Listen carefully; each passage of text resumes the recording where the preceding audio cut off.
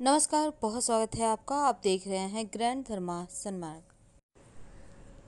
भगवान शिव को सबसे प्रिय महीना श्रावण का महीना है और इस महीने में भगवान शिव को कुछ ऐसी वस्तुएं हैं जो आप जरूर अर्पित करें।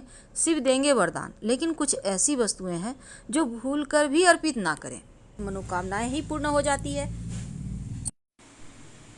शिव पुराण की विदेश्वर संहिता में लिखा है कि श्रावण मास में कर्क राशि में सूर्य के होने पर भगवान शिव के साथ अंबिका का पूजन करें।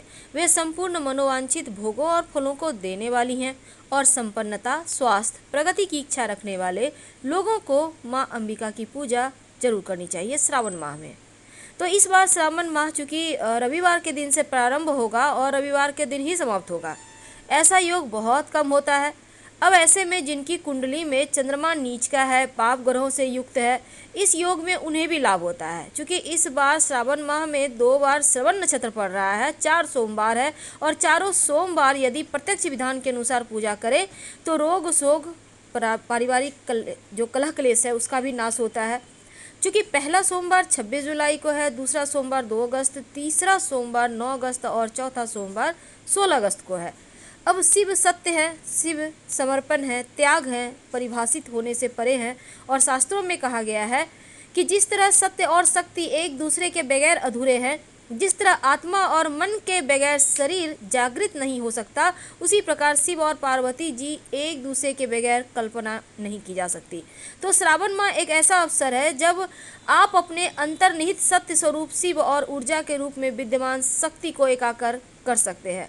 तो चलिए जानते हैं शिवलिंग पर क्या अर्पित करके आप किस मनोकामना को पूरी कर सकते हैं। शिवलिंग पर दूध अर्पित करने से आरोग्य की प्राप्ति होती है, यानी आपका स्वास्थ्य अच्छा रहता है। अगर आप दही अर्पित करते हैं तो जीवन में खुशियाँ, हर्ष, उल्लास की प्राप्ति होती है, यानी कि आपका शुक्र बेहतर होता है और भौतिक सुख साधन आपके जीवन में बढ़ जाता है।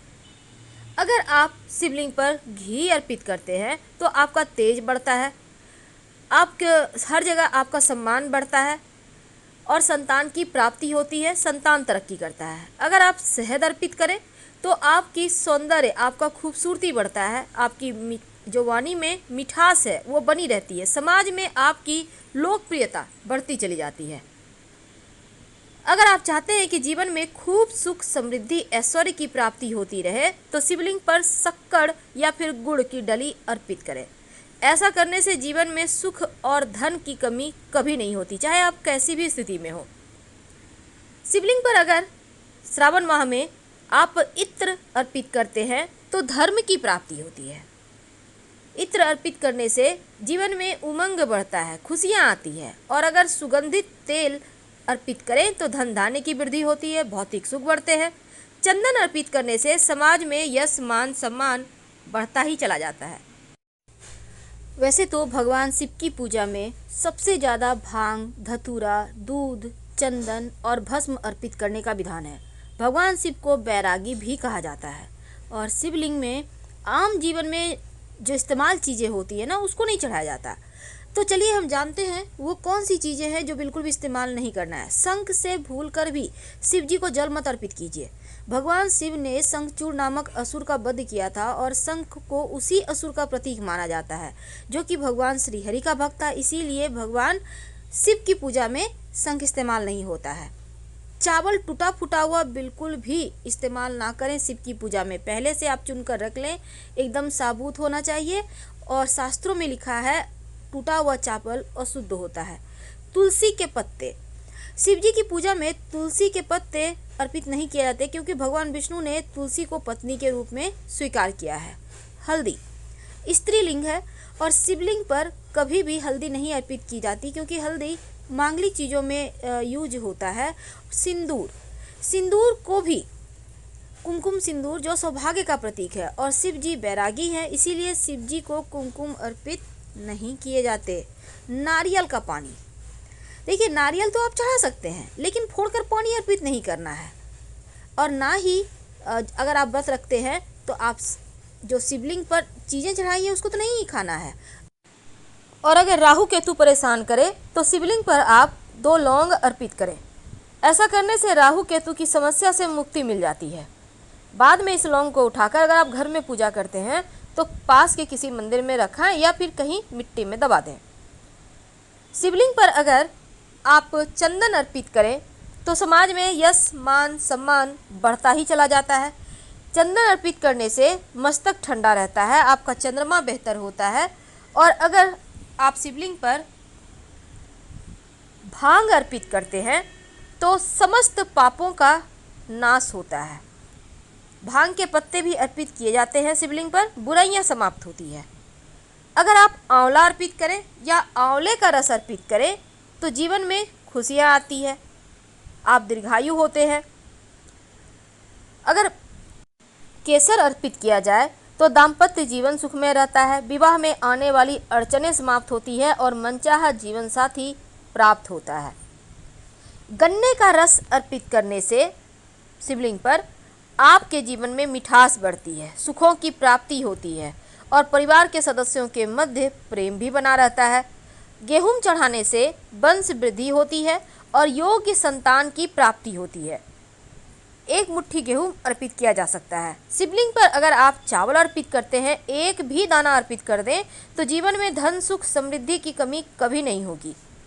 अगर काला तिल अर्पित करें तो समस्त पापों का, बीमारियों का नाश होता है। शिवलिंग पर अगर आप बेलपत्र अर्पित करें, जो कि शिव जी को सबसे प्रिय है, तो सभी संकट दूर होते हैं। बेलपत्र 5 जगह अर्पित किए जाते हैं, गणेश जी को, शिव जी को, जलाधारी पर और नंदी महाराज को और शिव जी के माथे पर। अगर आप समी के पत्ते अर्पित करते हैं तो जीवन में बस ये समझ लें कि स्वर्ण दान के इतना पुण्य मिलता है और किसी चीज़ की कभी कमी रहती ही नहीं। इसीलिए जहाँ तक संभव हो आप जो समी का पुष्प होता है ना, 11 समी के पुष्प अगर शिवलिंग पर आप, जैसे कि 4 सोमवार है, किसी भी सोमवार के दिन चढ़ा देते हैं तो उसके लिए आपको बस समी के पौधे तक ही जाना है।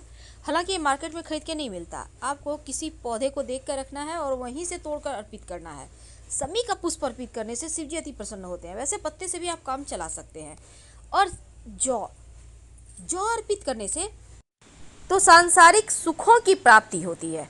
जौ अर्पित करने से दुर्वा घास अर्पित करने से दीर्घायु होते हैं, आपका जो स्वास्थ्य है वो बढ़िया रहता है और आपका जो निगेटिव पक्ष है यानी कि नकारात्मक चीज़ें हैं वो भी समाप्त हो जाती है। वैसे तो अगर आप 1 लोटा जल में थोड़ा सा कुसा घास डालकर शिवलिंग पर अर्पित करें तो पितृ दोष समाप्त हो जाता है, पितृ लोग संतुष्ट होते हैं और आप पर कृपा बरसाते हैं। कमल का पुष्प अर्पित करने से जीवन में धन मान सम्मान ऐश्वर्य सब कुछ बढ़ता है, क्योंकि कमल का पुष्प श्री हरि को भी पसंद है और शिव जी को भी, तो सुख शांति समृद्धि बढ़ती है। हर श्रृंगार का पुष्प भी अर्पित करने से आपका शुक्र बेहतर होता है, क्योंकि यह सुगंधित पुष्प है और ऐश्वर्य बढ़ता है। अगर आप चमेली के पुष्प अर्पित करते हैं तो जीवन में सुख समृद्धि दोनों ही बढ़ता चला जाता है। तो शिव जी पर अगर आप उनके सबसे पसंदीदा धतूरे का पुष्प या धतूरे का फल अर्पित करें तो सुयोग्य संतान प्राप्त होता है, जो कुल का नाम रोशन करता है। तो आपको भी अगर धतूरे का पुष्प या फिर फल मिल जाए तो शिव जी को जरूर अर्पित करें।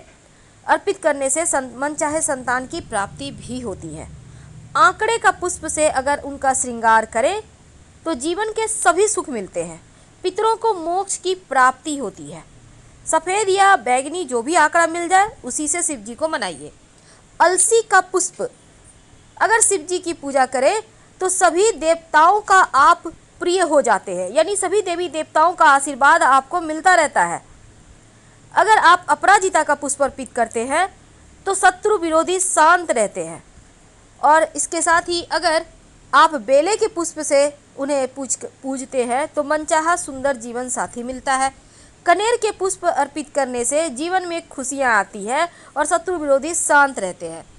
मोर पंख अर्पित करने से जो श्री कृष्ण के माथे पर विराजते हैं, तो अगर शिव जी को अर्पित किया जाए तो शत्रु विरोधी भी शांत रहते हैं और आपका सुख बढ़ता है। केला अर्पित किया जाए तो संतान का सुख मिलता है। तो शिव जी को अक्सर ही आप जल और बिलपत्र अर्पित करते हैं, लेकिन कुछ ऐसी वस्तुएं जो अर्पित नहीं करना चाहिए, जैसे कि सिंदूर। इसके साथ ही शिवलिंग पर आप शंख से जल अर्पित नहीं कर सकते, तुलसी का पत्ता नहीं अर्पित कर सकते, टूटा हुआ चावल अर्पित नहीं कर सकते और लाल चंदन और केतकी का पुष्प भी अर्पित नहीं कर सकते। नारियल तो अर्पित कर सकते हैं, पर नारियल फोड़कर जल ना चढ़ाएं। इलायची अर्पित करने से सुख बढ़ता है, शुक्र मजबूत होता है।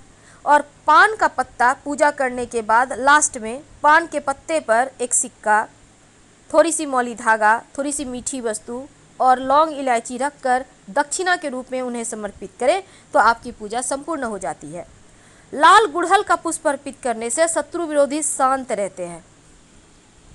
और अगर आपके कुंडली में काल सर्प दोष हो तो चांदी के या तांबा का नाग नागिन का जोड़ा शिवजी को अर्पित कर दे। खासकर अगर उस दिन नाग पंचमी हो तो आपका काल सर्प दोष भी समाप्त हो जाता है। अगर किसी को स्वास्थ्य की समस्या है तो जल में 5 पीपल के पत्ते डालकर जो व्यक्ति बीमार है मानसिक या शारीरिक रूप से, उनके ऊपर से आप 5 बार वार लें और शिवलिंग पर चढ़ा दें तो उनका स्वास्थ्य की समस्या दूर हो जाती है।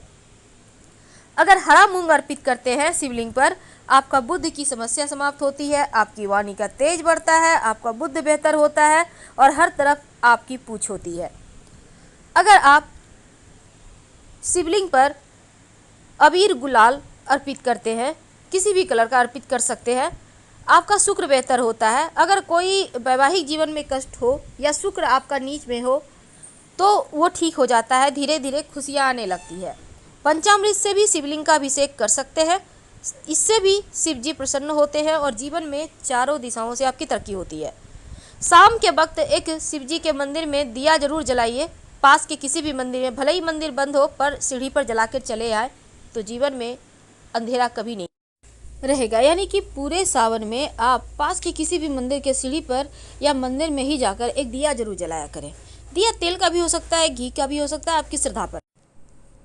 तो हम आपसे विदा लेते हैं। जानकारी अच्छी लगे तब लाइक कर सब्सक्राइब कीजिए, अपनों से वीडियो को शेयर कीजिए और कमेंट में हर हर महादेव जरूर लिखिएगा। धन्यवाद।